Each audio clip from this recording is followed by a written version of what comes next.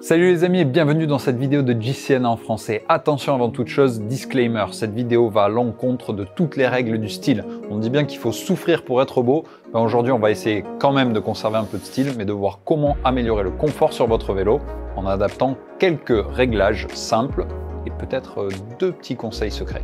Allez, c'est parti!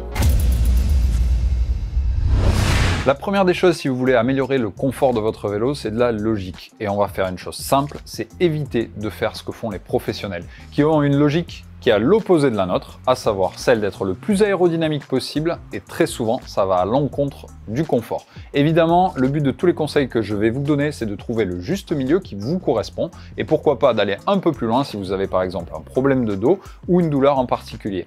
La première chose, je vous l'ai dit, c'est être anti-aérodynamique. Ça va naturellement vous permettre d'améliorer le confort sur le vélo parce que la position que vous allez adopter sera forcément plus relâchée et moins pliée sur la machine. Premier conseil se situe au niveau de votre poste de pilotage. Les marques vous proposent souvent des géométries différentes, donc au moment du choix de votre machine, il va être important de choisir la plus adaptée en fonction de vos envies. Plutôt aéro ou plutôt confortable. Bonne nouvelle, aujourd'hui on a des vélos qui sont à la fois confortables et aérodynamiques. Je vous donne pour exemple mon Canyon, le Endurace, qui possède une géométrie différente de son petit cousin, l'Ultimate, pour autant la même technologie, avec un carbone léger et un vélo qui reste aérodynamique. Alors quelle est la différence? Eh bien ça se situe ici au niveau de la douille de direction, qui sur le modèle Endurace va être légèrement plus haute.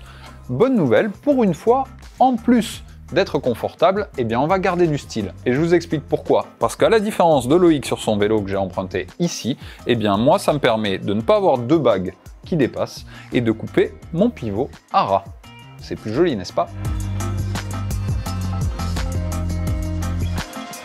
Une autre indication concernant cette géométrie, vous trouverez l'appellation parfois, selon les marques, H1 ou H2. Et bien là aussi, c'est une façon de différencier ces deux géométries différentes, le H1 étant souvent celui qu'on va retrouver chez les professionnels, à savoir court et plongeant, et H2 offrant un confort supplémentaire. Donc en fonction des marques, si vous êtes à la phase d'achat de votre vélo, voyez ce que vous souhaitez privilégier, et si vous avez l'occasion, eh bien essayez-les. En restant sur le poste de pilotage, il y a souvent moyen d'améliorer son confort, notamment en se laissant la possibilité, avec quelques bagues supplémentaires, de rehausser sa position. Évidemment, couper à ras est souvent plus esthétique, mais là aussi, on est toujours dans un compromis. Si vous rehaussez votre position, forcément, votre dos va être moins courbé lorsque vous êtes sur le vélo, et vous aurez donc une position plus confortable. Autre possibilité d'amélioration d'un point de vue du confort sur le poste de pilotage, la potence, pour celles et ceux qui ont fait le choix, comme Loïc, d'une potence plus un cintre. Lorsqu'on a affaire à un poste de pilotage 100% intégré monobloc, c'est plus compliqué, il faut changer l'ensemble. Alors quoi faire pour améliorer son confort? Eh bien la potence, il va falloir la réduire sa longueur, ce qui va vous permettre à nouveau d'être plus court positionné et donc de rehausser légèrement votre position. Vous l'aurez compris, le maître mot c'est anti-aéro et donc on en revient au compromis entre confort, esthétique et aérodynamique.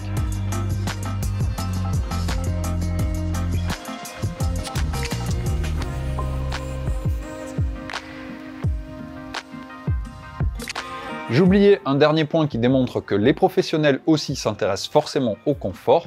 Vous pouvez doubler la guidoline et utiliser d'ailleurs une guidoline en gel.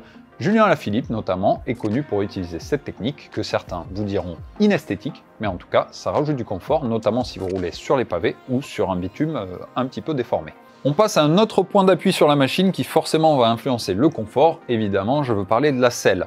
Outre le fait de choisir une bonne selle adaptée, qui est un vaste sujet qu'on a déjà abordé, d'ailleurs je vous invite à voir la vidéo dédiée, également un bon cuissard va aider au confort, mais on peut également influencer celui-ci sur la position et notamment la hauteur de celle-ci.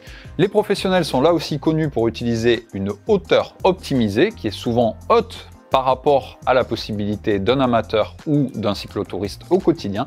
Donc si vous avez des problèmes là aussi de dos, de douleur de genou, on vous conseillera de légèrement baisser votre hauteur de selle ou légèrement la monter si au contraire vous êtes trop bas, mais de façon générale la tendance est plutôt à avoir des hauteurs de selle trop élevées, donc baisser de 1/2 centimètre et vous allez voir en vous habituant que finalement le confort sera meilleur, même si peut-être l'efficacité sera moindre.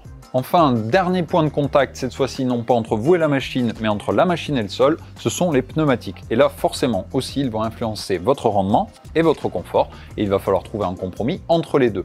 Si vous souhaitez plus de confort, on vous conseillera de diminuer la pression pneumatique et d'augmenter la section, à savoir des pneumatiques plus larges, forcément plus confortables. Le rendement sera légèrement diminué, mais là aussi, le confort sera augmenté.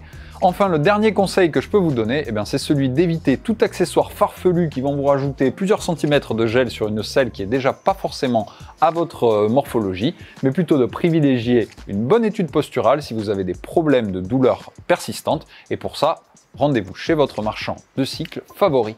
Allez, j'espère que cette vidéo vous aura aidé à trouver le meilleur compromis entre style et confort. Et si vous avez des suggestions, comme d'habitude, c'est en commentaire. Likez, partagez et à bientôt sur JCN en français. Salut!